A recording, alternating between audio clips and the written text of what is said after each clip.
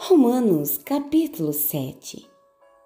Amigos, vocês não devem ter nenhum problema para entender isto, pois conhecem a lei, como ela funciona e como afeta apenas quem está vivo. Por exemplo, uma mulher casada é legalmente unida ao marido enquanto ele vive, mas se ele morrer, ela está livre. Se viver com outro homem enquanto o marido está vivo, sem dúvida ela será adúltera. Mas, se ele morrer, ela está livre para se casar com outro homem, sem crise de consciência e sem que ninguém a desaprove. Portanto, meus amigos, isso é semelhante ao que aconteceu com vocês quando Cristo morreu. Ele tomou sobre si todo aquele modo de vida dominado por regras e o deixou no túmulo. Vocês ficaram livres para se casar com a vida da ressurreição e gerar uma descendência de fé para Deus. Enquanto vivíamos aquele antigo modo de vida, fazendo o que bem entendíamos, o pecado produzia os frutos que o antigo código da lei gerou em nós, o que nos deixou ainda mais rebeldes. Por fim, tudo o que geramos foi morte.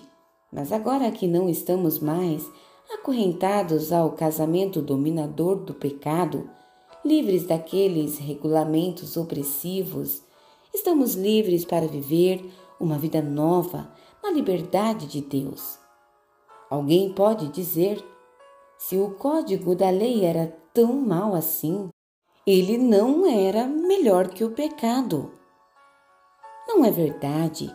O código da lei tinha uma função legítima. Sem suas orientações claras sobre certo e errado, nada saberíamos sobre o comportamento moral. Sem o mandamento sucinto, não cobiçarás, eu teria considerado a cobiça uma virtude e arruinado minha vida. Vocês não se lembram de como eram as coisas? Eu me lembro perfeitamente. O código da lei começou muito bem, mas acontece que o pecado encontrou uma maneira de perverter o mandamento, transformando-o em tentação, fazendo dele um fruto proibido. O código da lei, em vez de ser usado para me guiar, serviu para me seduzir. Sem a complexidade do código da lei, o pecado parecia sem atrativos e sem vida, e eu seguia meu caminho sem dar muita atenção a ele. Mas depois que o pecado pôs as mãos no código da lei e se tornou chamativo, fui enganado e caí. O mesmo mandamento que deveria me guiar à vida foi maliciosamente usado para me enganar, levando-me a um desvio. Desse modo, o pecado estava vivo, eu morto. Mas o código da lei em si é bom, é sabedoria da parte de Deus e cada mandamento é saudável e santo. Prosseguindo, já posso ouvir a próxima pergunta de vocês. Quer dizer que não posso confiar no que é bom? Isto é, na lei? O bem é tão perigoso quanto o mal? É claro que não. O pecado apenas fez aquilo que o tornou famoso, usar o bem como cobertura para me induzir a fazer o que no final iria me destruir. Ao ocultar o bom mandamento de Deus, o pecado provocou consequências negativas que jamais conseguiria causar por si só. Posso antecipar a resposta também. Sei que todos os mandamentos de Deus são espirituais, mas eu não sou. Essa não é também a sua experiência? Sim, estou cheio de mim mesmo, afinal, passei longo tempo na prisão do pecado. O que não entendo a meu respeito é que decido uma coisa e faço outra, sendo levado a fazer o que absolutamente desprezo. Então, Se não consigo decidir o que é melhor para mim mesmo e fazê-lo, é óbvio que o mandamento de Deus é necessário. Entretanto, preciso de algo mais, pois se conheço a lei e mesmo assim não posso guardá-la, e se o poder do pecado dentro de mim insiste em sabotar minhas melhores intenções, obviamente preciso de ajuda. Entendo que não posso cumpri-la. Posso desejar, mas não posso fazer. Decido fazer o bem, mas de fato não o faço. Decido não fazer o mal, mas acabo fazendo de um modo ou de outro. Minhas decisões não resultam em ações. Algo está muito errado no meu interior e sempre tira o melhor de mim. Isso acontece tanto que já é previsível. No momento em que decido fazer o bem, o pecado está lá para me derrubar. É pura verdade que eu me alegro nos mandamentos de Deus, mas é óbvio que nem tudo em mim é festa. Partes de mim se rebelam em segredo e quando menos espero elas assumem o controle. Já tentei de tudo, mas nada resolve. Já não aguento mais. Não há ninguém que possa me ajudar? Não é essa a verdadeira pergunta? A resposta, graças a Deus, é que Jesus Cristo pode e me ajuda. Ele agiu para consertar as coisas nesta vida de contradições, com a qual quero servir a Deus de todo o coração e mente, mas sou puxado pela influência do pecado e acabo fazendo algo que não desejo. Romanos capítulo 8. Com a chegada de Jesus, o Messias, o dilema fatal foi resolvido. Os que estão em Cristo não precisam mais viver numa nuvem escura e depressiva. Um novo poder está atuando. O Espírito da vida em Cristo, como um vento forte, limpou totalmente o ar, libertando vocês de uma tirania brutal nas mãos do pecado e da morte. Deus acertou em cheio quando enviou seu Filho. Não tratou do problema como algo distante e sem importância. Em seu Filho, Jesus assumiu pessoalmente a condição humana. Entrou na confusão da humanidade que vive em conflito para consertar as coisas de uma vez por todas. O código da lei, enfraquecido pela natureza humana fragmentada, jamais poderia ter feito isso. A lei acabou usada como paliativo para o pecado, nunca para a cura completa.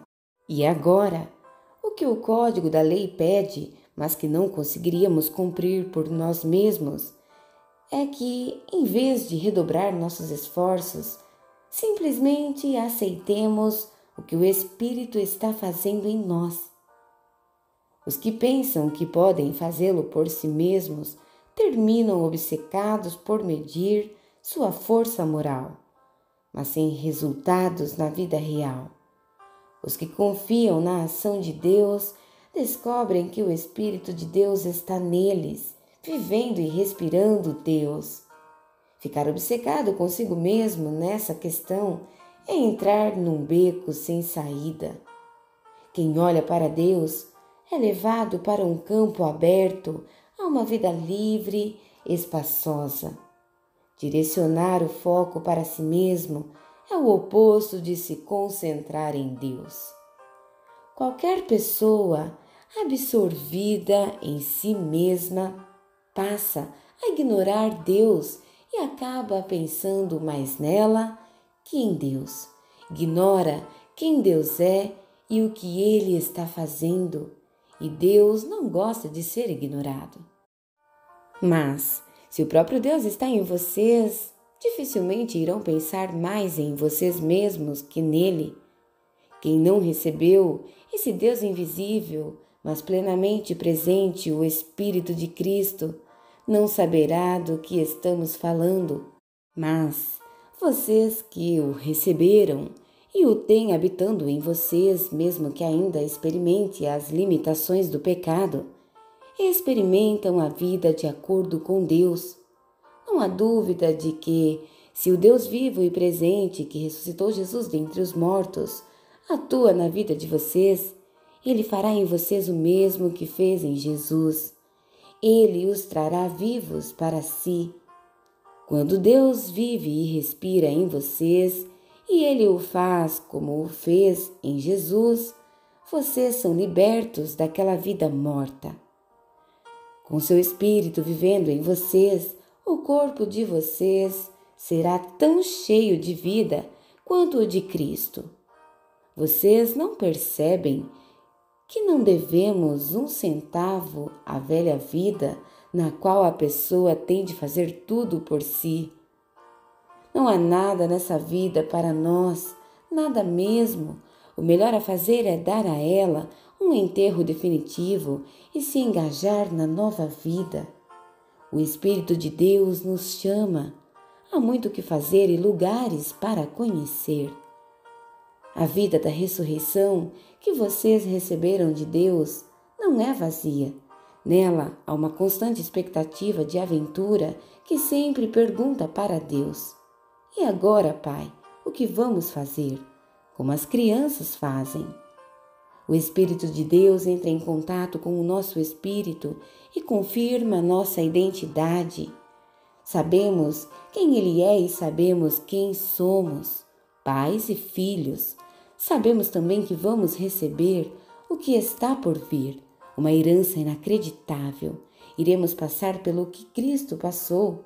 Se enfrentamos momentos difíceis com Ele, então é certo que com Ele passaremos momentos inesquecíveis. Não penso que seja possível fazer uma só comparação entre os tempos difíceis de hoje e os bons tempos que virão. O mundo criado quase não se contém esperando pelo que vem a seguir. Tudo na criação sofre restrições.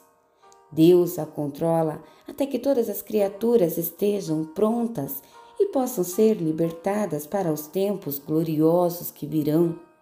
Enquanto isso, a alegria aumenta com a expectativa. Tudo ao nosso redor observa uma criação grávida. Os tempos difíceis de dor neste mundo são apenas dores de parto, mas isso não é apenas ao nosso redor, é também dentro de nós. O Espírito de Deus está nos impulsionando por dentro. Nós também sentimos as dores de parto. Nosso corpo, estéril e sem vida, deseja libertação plena. É por isso que esperar não nos diminui, assim como a espera não diminui a gestante. Na verdade, é uma espera que nos faz sentir grandiosos. Naturalmente, não vemos o que nos causa isso, mas quanto mais esperamos, mais nos sentimos assim e mais alegre se torna nossa expectativa. Se em algum momento nos cansamos de esperar, o Espírito de Deus está ao nosso lado, nos dando aquela força. Se não sabemos como orar, não importa. Ele ora em nós e por nós, utilizando nossos suspiros sem palavras, nossos gemidos de dor. Ele nos conhece melhor que nós mesmos, conhece nossa condição de gravidez e nos mantém na presença de Deus. Assim, podemos ter certeza de que cada detalhe em nossa vida de amor a Deus é transformado em algo muito bom. Deus sempre soube o que estava fazendo. Ele decidiu desde o princípio moldar a vida daqueles que o amam pelos mesmos padrões da vida do Filho, pois o Filho é o primeiro da fila na humanidade que ele restaurou. Nele, vemos a vida humana em sua forma original. Depois de decidir como seus filhos deveriam ser, Deus continuou convidando as pessoas, chamando-as pelo nome. Em seguida, ele as firmou numa sólida base, nele mesmo. Após ter feito tudo isso, ele permanece com essas pessoas até o fim, concluindo gloriosamente o que havia iniciado. Então, o que acham? Deus está ao nosso lado, assumiu nossa condição e se expôs ao pior quando enviou o próprio Filho. Haveria alguma coisa que ele não faria por nós de modo espontâneo e feliz? Quem ousaria implicar com os escolhidos de Deus arrumando briga com ele? Quem ousaria ao menos apontar o dedo?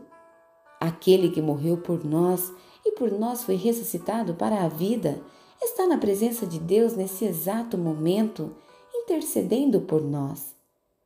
Acham que alguém será capaz de levantar uma barreira entre nós e o amor de Cristo por nós? Não há como, nem problemas, nem tempos difíceis, nem ódio, nem fome, nem desamparo, nem ameaças de poderosos, nem punhaladas nas costas, nem mesmo os piores pecados listados nas Escrituras. Eles nos matam a sangue frio porque odeiam a ti. Somos vítimas fáceis, eles nos pegam um a um. Nada disso nos intimida, porque Jesus nos ama. Estou convencido de que nada, vivo ou morto, angelical ou demoníaco, atual ou futuro, alto ou baixo, pensável ou impensável, absolutamente nada pode se intrometer entre nós e o amor de Deus, quando vemos o modo com que Jesus, nosso Senhor, nos acolheu.